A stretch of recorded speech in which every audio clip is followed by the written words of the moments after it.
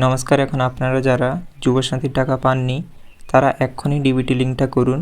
এক্ষুনি আমি দেখিয়ে দিচ্ছি আপনারা বাড়িতে বসে মোবাইল ফোনের সাহায্যে কীভাবে ডিবিটি লিঙ্কটা করবেন। চলুন তাহলে দেখিয়ে দিচ্ছি। আপনারা আপনাদের মোবাইলে গুগলটা খুলে নেবেন এবং গুগলে এসে সার্চ করবেন NPCI।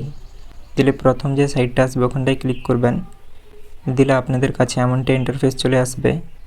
দিলে আপনারা এখানে লেফট সাইডে 3 ডটে ক্লিক করবেন এবং 2 নম্বরে থাকা কাস্টমারে ক্লিক করবেন। তারপর একটু স্ক্রল করে ভারত আধার সিডিং এনেবল এখানে ক্লিক করবেন। এবারে আপনারা প্রথমে দেখে নিন আপনাদের কোন ব্যাঙ্ক অ্যাকাউন্টে আধার সিডিং চালু আছে, ওই ব্যাঙ্কেই আপনাদের টাকাটা ঢুকবে, যুবসাথীর টাকা কিংবা সরকারি টাকা। তো আপনারা আধার ম্যাপ স্ট্যাটাসে ক্লিক করবেন। দিলে আপনাদের সামনে এমনটা ইন্টারফেস চলে আসবে। আপনারা প্রথমে আপনাদের আধার কার্ডের নম্বরটা এখানটায় দিবেন এবং এই যে ক্যাপচাটা আছে ওটা দেখে এখানটায় দিয়ে দিবেন এবং নিচে চেক স্ট্যাটাসে ক্লিক করবেন। দিলে আপনাদের ফোনে ওটিপি চলে আসবে, ওটিপিটা এখানটায় দিয়ে দিবেন এবং নিচে এখানে কনফার্মে ক্লিক করবেন। দিলে আপনাদের সামনে এমনটা ইন্টারফেস চলে আসবে। এখানে লেখা আছে আধার ম্যাপ স্ট্যাটাস এবং এখানে আপনাদের আধার কার্ডের 4টা শেষের নম্বর দেখাচ্ছে এবং এই যে এখানে দেখাচ্ছে Aadhaar map status enable for DBT, অর্থাৎ এখানে ডাইরেক্ট ব্যাঙ্ক ট্রান্সফার এটা চালু আছে এবং এখানে ব্যাংকের নামও দেখিয়ে দিচ্ছে এবং এটা লাস্ট কবে আপডেট হয়েছিল সেটাও দেখাচ্ছে।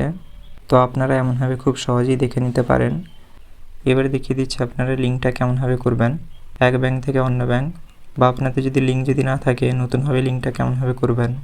নেতাদের মতন অর্ধেক কাজ করবেন না, সাবস্ক্রাইবের পরে বেল আইকনটাও দাবিয়ে দিবেন। এখানে যে লেখা আছে আধার সিডিং ডিসিডিং এখানটায় ক্লিক করবেন। এখানে আবারও কনফার্মে ক্লিক করবেন।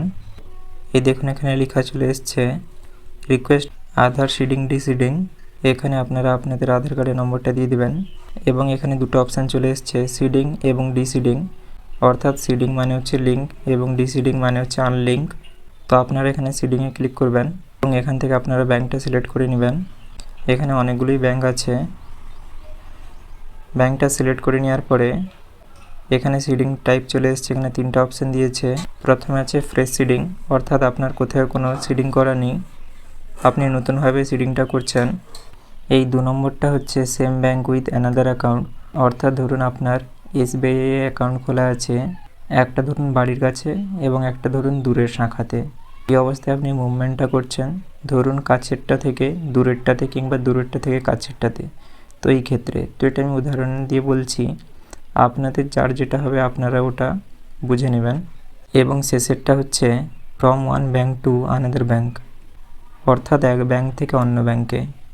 ধরুন আপনি SBI থেকে পাঞ্জাব ব্যাঙ্কে শিফট করতে চাইছেন, তো সেই ক্ষেত্রে এই নিচের অপশানটাতে ক্লিক করতে হবে এবং এখানে আপনি যেই ব্যাঙ্কে শিফট করতে চাইছেন ওই ব্যাঙ্কের নম্বরটা এখানে দিয়ে দিবেন এবং আবারও কনফার্ম নম্বরটা দিয়ে দিবেন এবং এখানে একটা চেক মার্ক করবেন এবং এই ক্যাপচাটা দেখে নিচের ঘরে বসিয়ে দিবেন এবং এখানে সাবমিটে ক্লিক করবেন।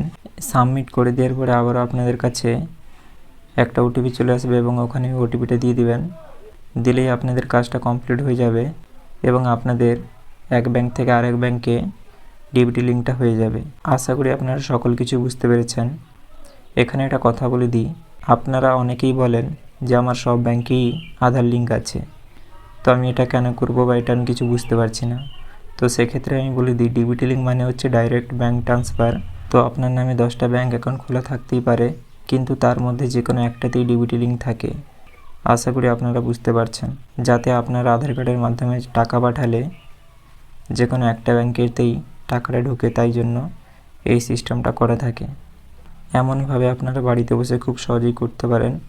আর আপনাদের করতে গিয়ে কোথাও যদি কিছু অসুবিধা হয়ে থাকে সেটা কমেন্টে জানাতে ভুলবেন না। এবং আপনারা যারা যারা যুবসাথীর টাকা এখনও পেয়েছেন এবং এখনও যারা যারা পাননি দুজনেই কমেন্টে জানাতে ভুলবেন না। পুরো ভিডিওটা দেখার জন্য আপনাদের অনেক অনেক ধন্যবাদ। ভিডিওটা যদি আপনাদের একটু ভালো লেগে থাকে তাহলে লাইক এবং সাবস্ক্রাইব করতে ভুলবেন না। দেখুন আপনারা যে ছোট ছোট ভিডিও দেখে থাকেন এগুলো বানাতে অনেকটা করে সময় যায়, তাই আপনাদের ভিডিওগুলো যদি একটু ভালো লেগে থাকে তাহলে লাইক ও সাবস্ক্রাইব করতে ভুলবেন না।